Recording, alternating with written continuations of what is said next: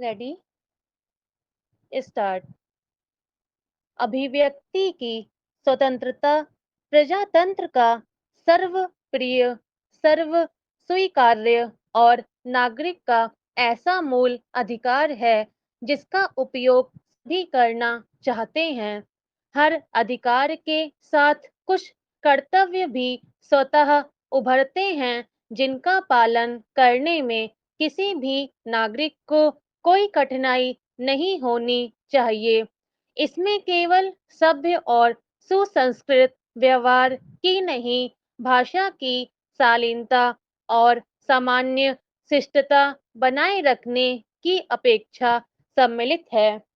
संचार माध्यमों का विकास, प्रचार और उपलब्धता के कारण अब हर नागरिक अपने विचार असंख्य लोगों तक बिना किसी कठिनाई के पहुंचा सकता है।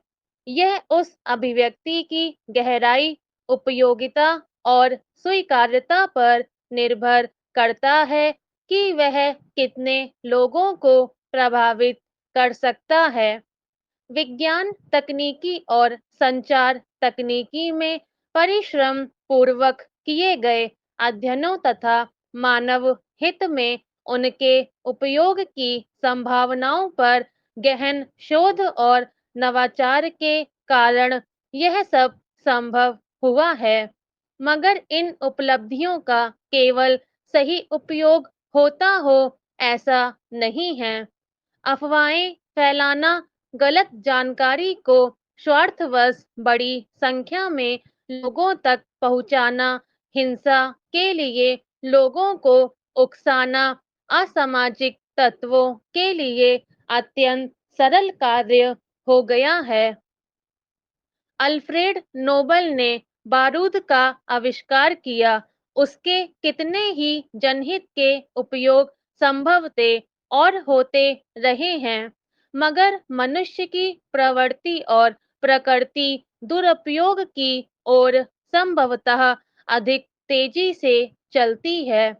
क्या यह अनुमान भयावह नहीं कि बारूद के कारण कितने लोगों, जातियों और नस्लों तक का जीवन अकारण नष्ट हुआ होगा?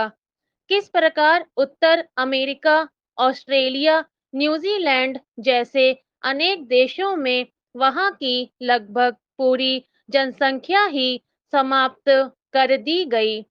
यही हाल परमाणु विखंडन जनित ऊर्जा का है। मनुष्य उन्हीं परमाणु हथियारों की दौड़ में प्रतिस्पर्धा कर रहा है जिनका उपयोग पृथ्वी पर से पूरी मानव प्रजाति को कभी भी समाप्त कर सकता है। अपेक्षा तो यही थी कि द्वितीय विश्व युद्ध के बाद प्रत्येक देश की समझ में आ गया होगा कि भविष्य में युद्ध और हिंसा से बचना ही होगा। अंतर्राष्ट्रीय संस्थाएं बनी आज भी हैं, बड़े बड़े सम्मेलन करती हैं, पर हिंसा और युद्ध घट नहीं रहे हैं। युद्ध की प्रकृति बदल गई है। रूस का यूक्रेन पर हमला और उसका 3 महीने से अधिक खिंचना इसका ज्वलंत उदाहरण है। यह तथ्य फिर विश्व समाज के समक्ष उभरा है कि युद्ध कहीं भी हो, उसका प्रभाव वैश्विक होगा। हर युद्ध नए युद्ध को ही जन्म देगा, उससे शांति स्थापित नहीं होगी। अभी तक तो परमाणु युद्ध की भयावहता चर्चित होती है, कभी कभी रासायनिक और जैविक युद्धों की तैयारी की चर्चा भी सभी के समक्ष आती है। संचार तकनीकी की अभूतपूर्व प्रगति ने साइबर युद्ध की आशंका को जन्म दिया है। इस समस्या का अभिव्यक्ति की स्वतंत्रता से क्या संबंध हो सकता है?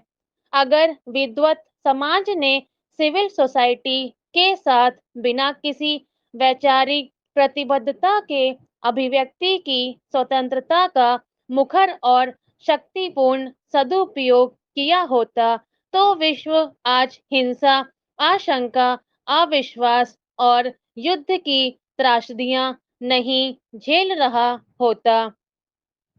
अगर विश्व समाज ने अभिव्यक्ति की स्वतंत्रता का सम्मान करना भी सीखा होता, तो मानव युद्ध और हिंसा को बहुत पहले नकार चुका होता। हो तो इसका उलट रहा है। सारे विश्व में विभिन्न प्रकार के आयुधों की मारक क्षमता लगातार बढ़ी है। उसमें सुधार के लिए शोध और नवाचार लगातार होता रहता है। अब साइबर सुरक्षा जैसे नए प्रश्न और चुनौतियां वैश्विक समाज के समक्ष उभर कर आए हैं। स्टॉप।